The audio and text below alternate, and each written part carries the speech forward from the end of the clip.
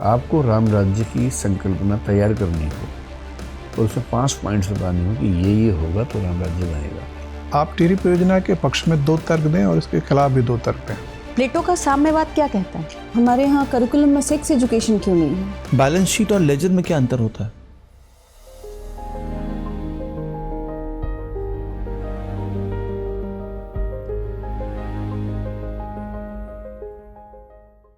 मैं coming sir? Yes please do. Good evening sir. Good evening. आइए बैठिए। Thank you sir. So you are mister Raghunath Singh. Yes sir. What's your medium of interview? Sorry sir. What's your medium of interview? Sir Hindi में दिया है। Hindi. And what about mains? Sir second ये third mains है। Medium क्या था उसका? उसका English था सर। इंग्लिश था। Okay, so you are good in writing English and speaking Hindi? Sir मैं हिंदी में ज़्यादा सहज हूँ। इंग्लिश भी मैं बोल सकता हूँ बट इतना अच्छा नहीं जितना हिंदी बोलता हूँ।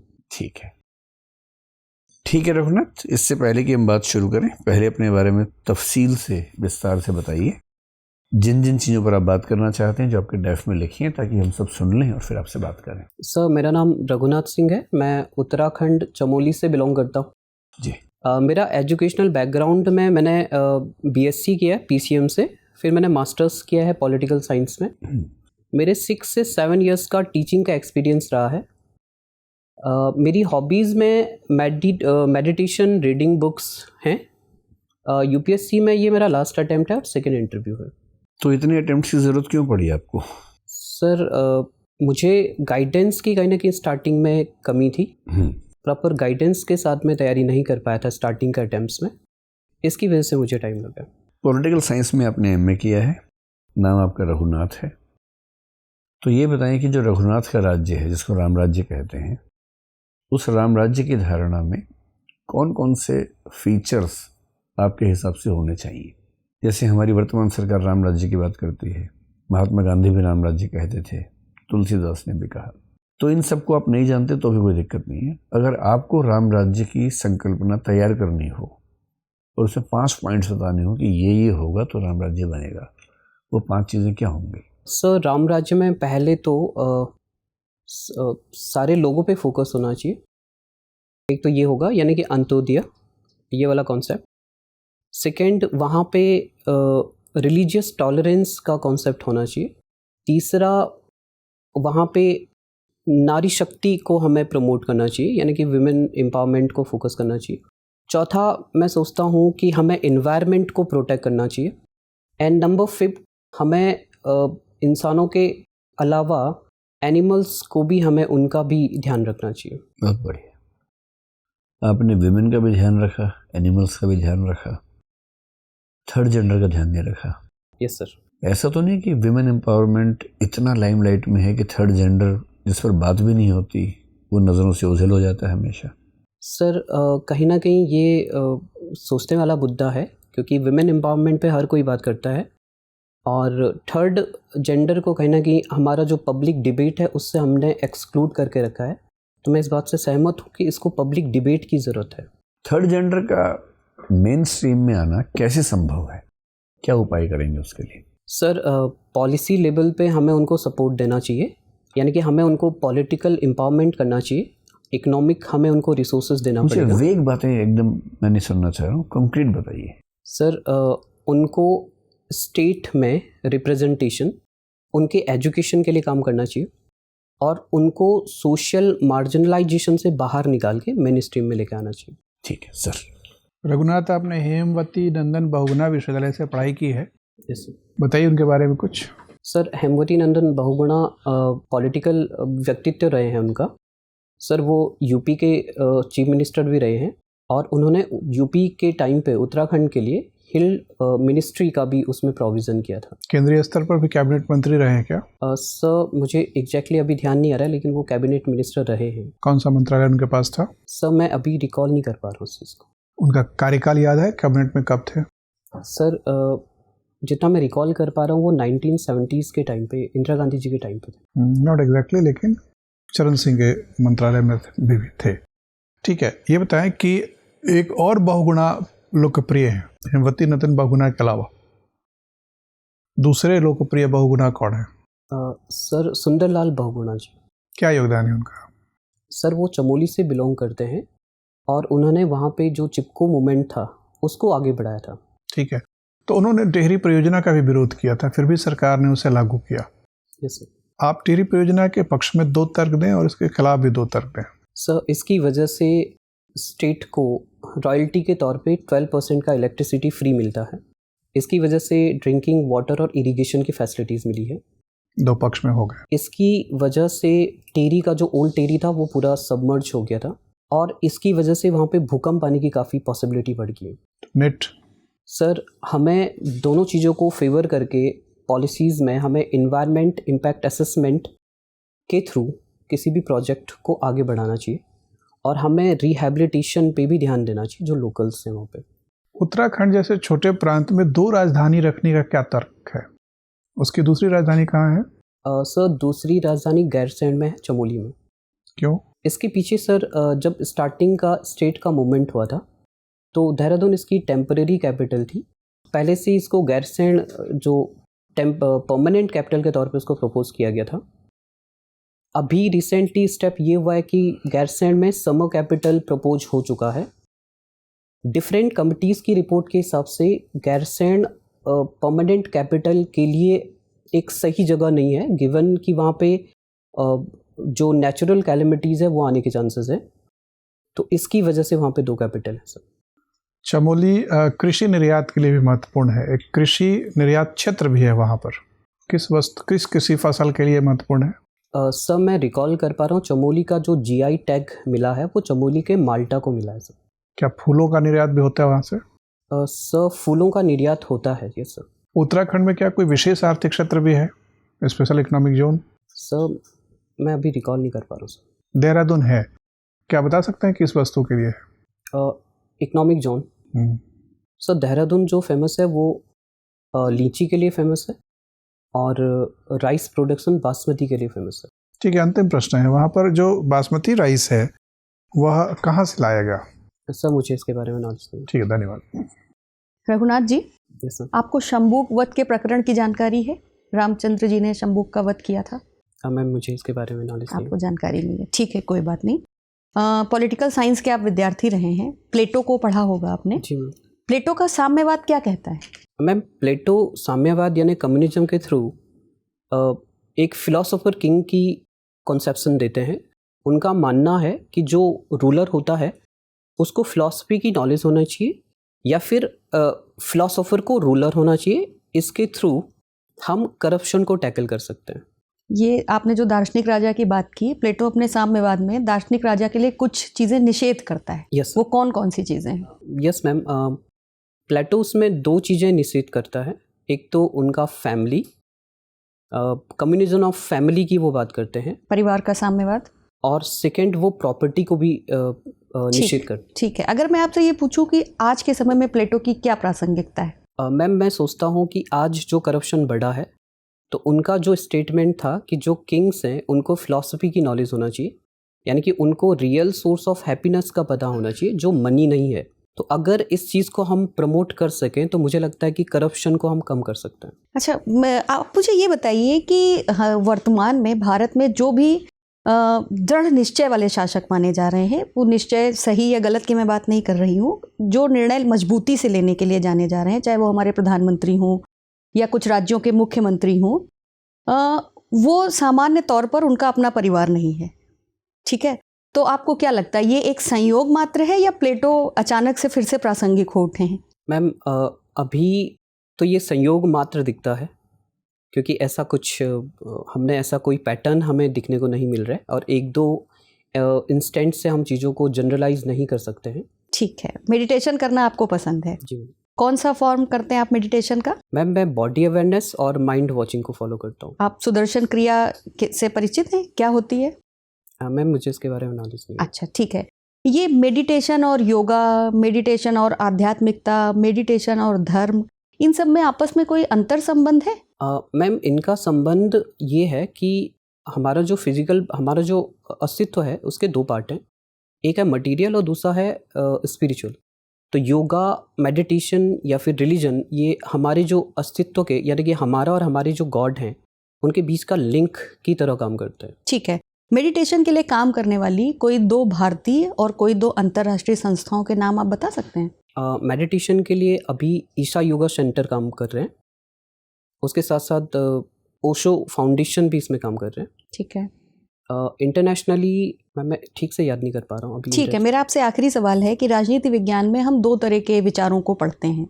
एक वो विचार हैं जो ये कहते हैं कि पवित्र साधन, साध्य के लिए साधन भी पवित्र होने चाहिए, और दूसरे वो विचारक वो हैं जो ये कहते हैं कि व्यक्ति को साध्य की चिंता करनी चाहिए, साधन तो हमेशा ही आदरणीय समझे जाएंगे।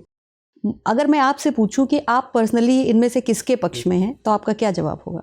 मैम, मैं सोचता हूँ, मैं गांधी जी से इस पे सहमत हूँ। हमें अगर जो हमारा एंड है, ऑब्जेक्टिव है, अगर वो प्योर है तो हमारा मीन्स भी प्योर होना चाहिए। ठीक है, थैंक यू मैम। रघुनाथ, आपने टीचिंग भी की है, जी किसे पढ़ाया है?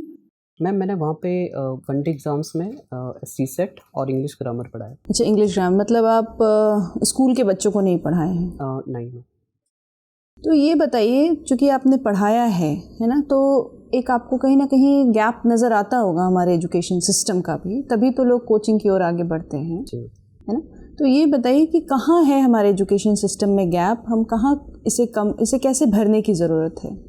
मैम, अगर हम गैप की बात करें तो हमारी जो हमारी पॉलिसी है, पॉलिसी इनरोलमेंट पे ज़्यादा फोकस्ड है, आउटकम पे ज़्यादा फोकस नहीं है। ग्राउंड लेवल पे पेडागॉगी में भी हमें कुछ इम्प्रूवमेंट की ज़रूरत है। टीचर एब्सेंटिज्म एक काफ़ी बड़ा प्रॉब्लम है। बच्चों का जो पढ़ाई में इंटरेस्ट ना होना, ये भी एक काफ़ी बड़ा इशू है। और हमें कहीं ना कहीं पब्लिक वर्सेस प्राइवेट का यहाँ पे हमें गैप दिख रहा है या कंपटीशन दिख रहा है, जिसकी वजह से कोचिंग की ज़रूरत पड़ती है। इसी से दूसरा मिलता जुलता सवाल, वायलेंस बहुत ज़्यादा नज़र आ रहा है बच्चों में, बुलिंग हैबिट बढ़ गई है ना, फाउल लैंग्वेज यूज़ करना शुरू कर दिया है उन्होंने।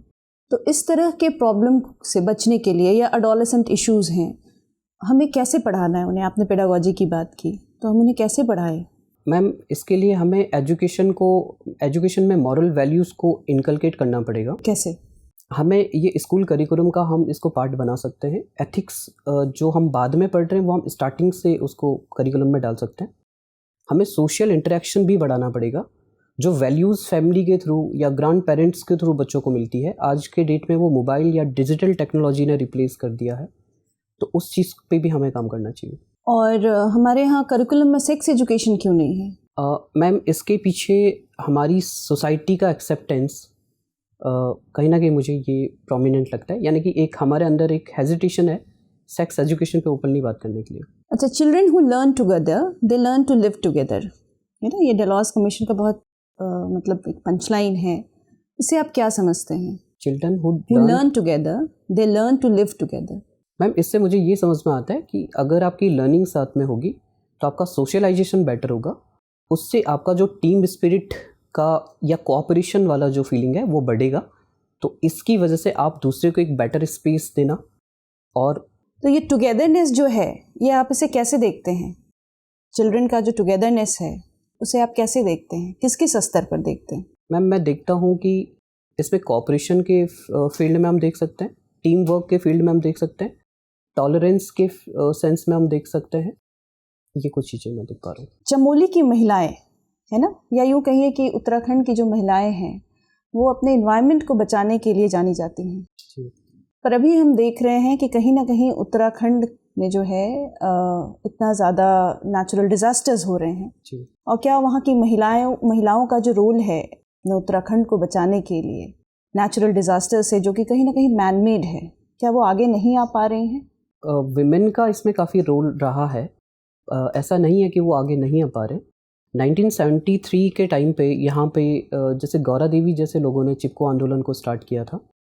यहाँ पे उत्तराखंड का जो ज्योग्राफी है वो कहीं ना कहीं डेवलपमेंट को इतना सस्टेनेबल वे में हमें लेके आगे चलना चाहिए, क्योंकि वो वहाँ पे इंडस्ट्री के लिए ज़्यादा अपॉर्चुनिटीज़ नहीं है। तो हमें अगर हम वहाँ पे डेवलपमेंट के लिए इंडस्ट्रीज या किसी और चीज़ को हम डेवलप कर रहे हैं तो वो रोज़गार को भी प्रमोट करता है, तो लोग उसे इस सेंस में देखते हैं कि ये हमारा डेवलपमेंट के लिए ही काम हो रहा है।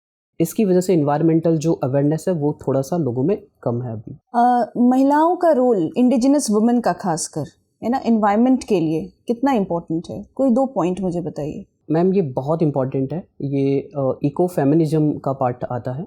विमेन नेचर के ज़्यादा क्लोज हैं और ये एक नोशन है कि जो ग्लोबलाइजेशन है या फिर जो डेवलपमेंट है उसने नेचर और वुमेन दोनों को ही साइड लाइन किया है। तो इंडिजिनस वुमेन का रोल इसमें सबसे इम्पॉर्टेंट होता है फॉर दियर उनका जो राइट्स हैं उसको प्रिजर्व करने के लिए। Thank you. रघुनाथ, आप अकाउंटेंट रह चुके हैं। Yes sir. बैलेंस शीट और लेजर में क्या अंतर होता है? सर लेजर जो है, लेजर एक जनरल से बनता है। जनरल के बाद का जो प्रोसेस होता है लेजर होता है, यानी कि वहाँ पे रिकॉर्डिंग होती है ट्रांजैक्शंस का। बैलेंस शीट मैं जितना मैं रिकॉल कर पा रहा हूँ वो टू वे ट्रांजैक्शन को दिखाता है, यानी कि जो इनकमिंग है जो आउटगोइंग है वो दोनों साइड उसमें ऐसा कुछ। और trial balance? Sir trial balance जो फाइनल बैलेंस शीट है उससे पहले बनाते हैं, सो दैट हम यहाँ पे कुछ जो एरर्स है उसको डिटेक्ट कर पाएँ। ठीक है। इंटरिम बजट इस बार प्रस्तुत करने वाले हैं। वोट ऑन अकाउंट क्या होता है? सर वोट ऑन अकाउंट का प्रोविज़न ये है कि जो हमारा बजट था वो क्योंकि पार्लियामेंट से टाइम पे पास नहीं हो सकता है, फाइनेंस ईयर कंप्लीट होने के बाद भी गवर्नमेंट को खर्चे के लिए जो पैसे की ज़रूरत पड़ती है वो वोट ऑन अकाउंट के थ्रू हम 1/6 पार्ट जो ईयर का है उसमें प्रोविज़न रखते हैं। अब बैंकिंग के कंटेक्स्ट में ग्रॉस एनपीए और नेट एनपीए में क्या अंतर है?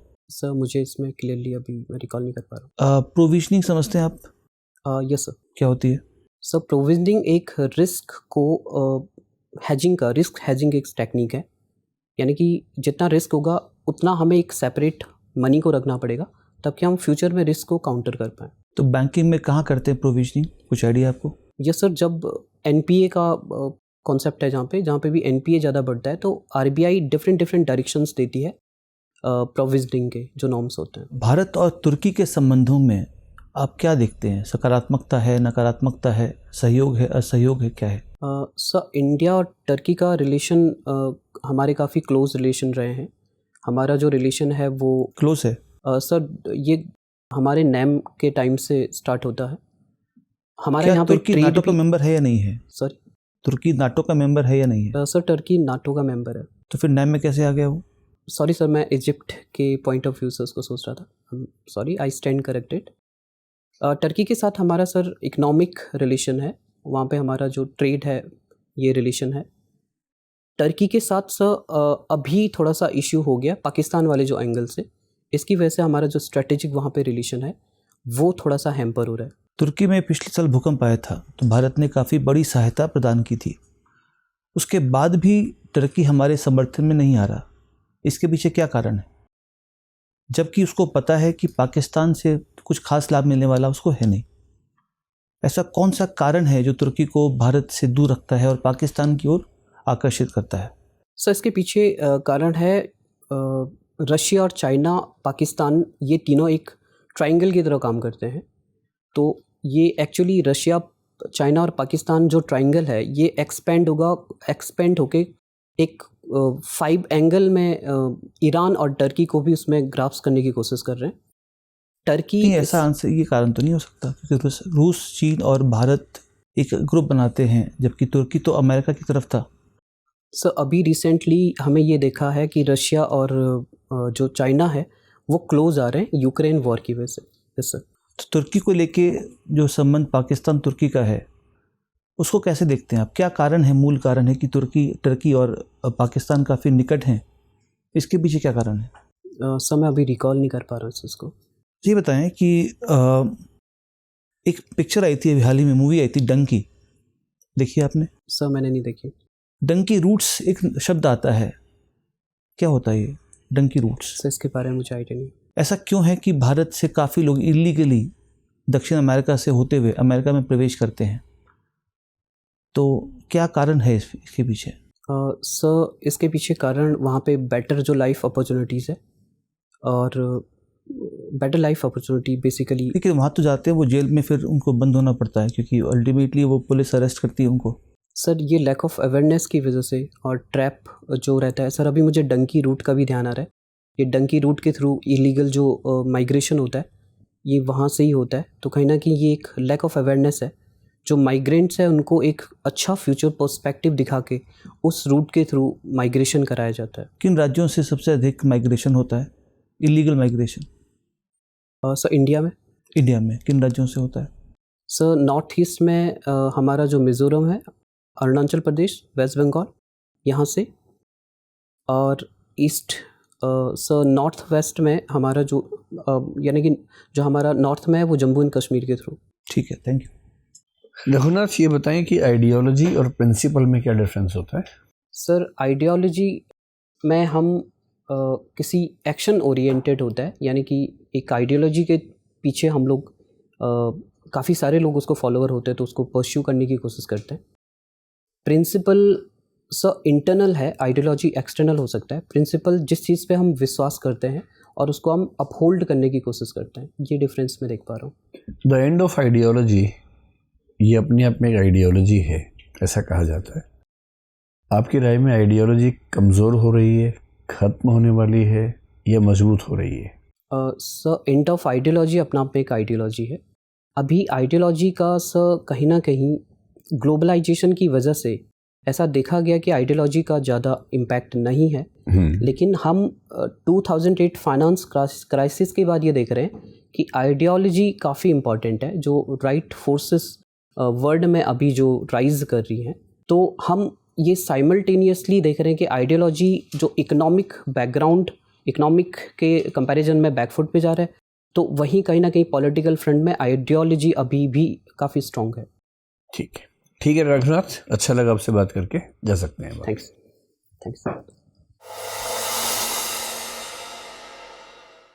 बैठिए।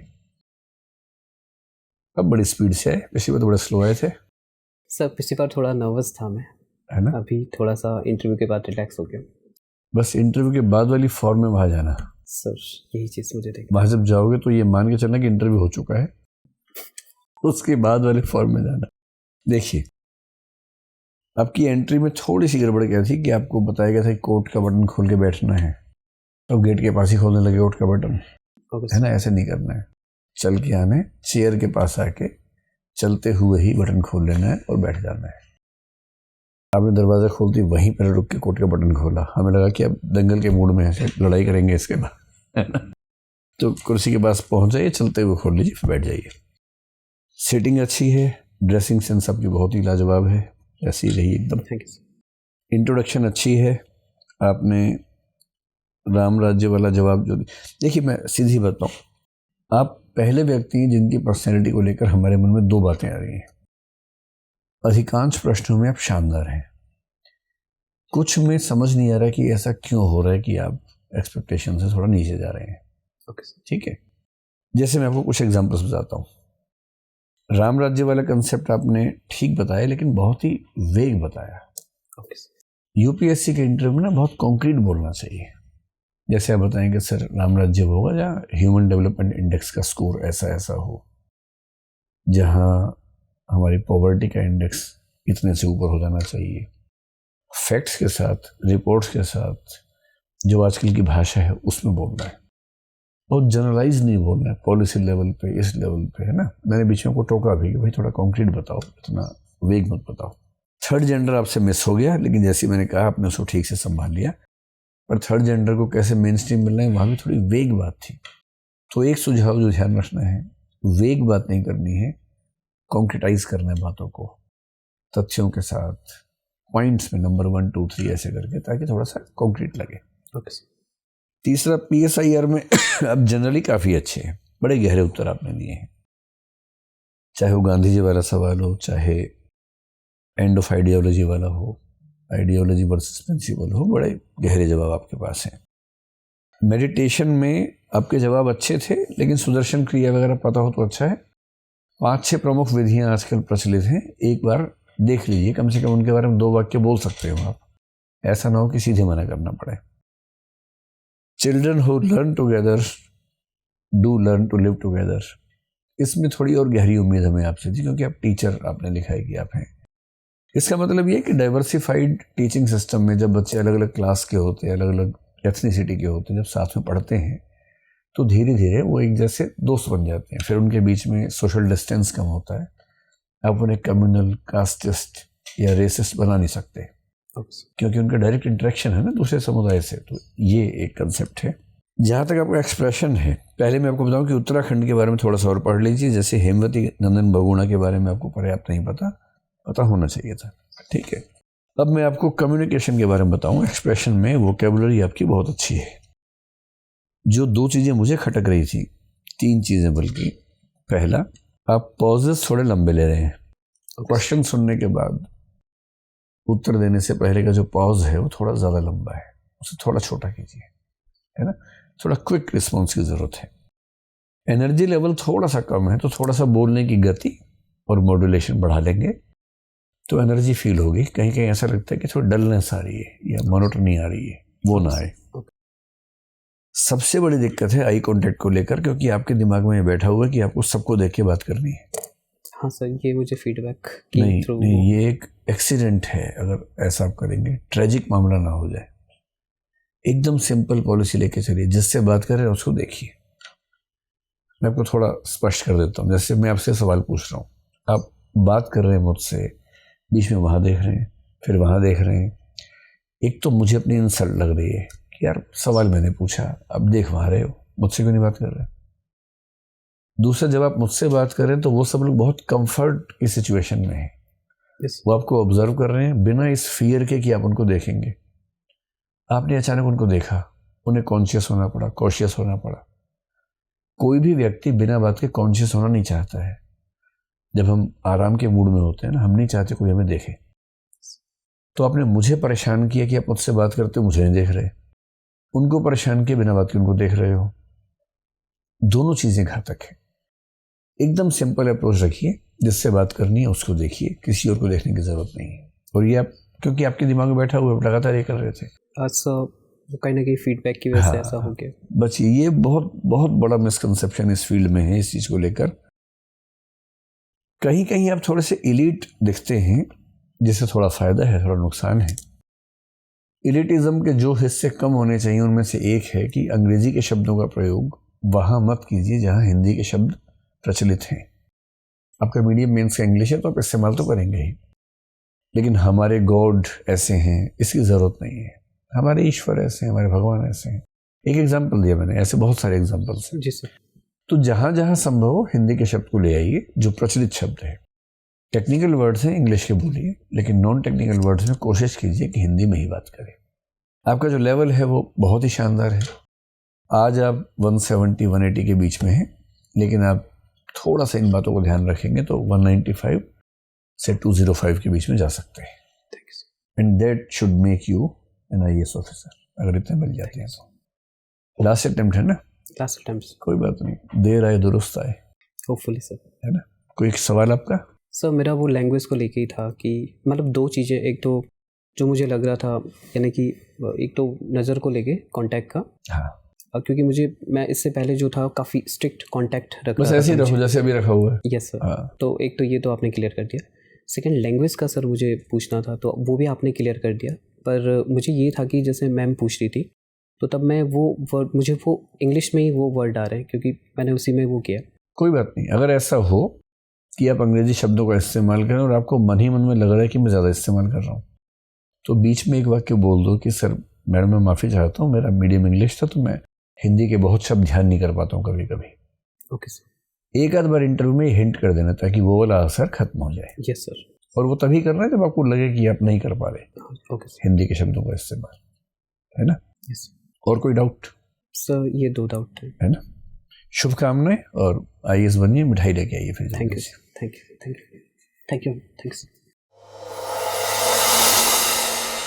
डियर व्यूअर्स, अपने एग्जाम की तैयारी को और बेहतर करने के लिए हमारे चैनल को लाइक, शेयर और सब्सक्राइब करना न भूलें।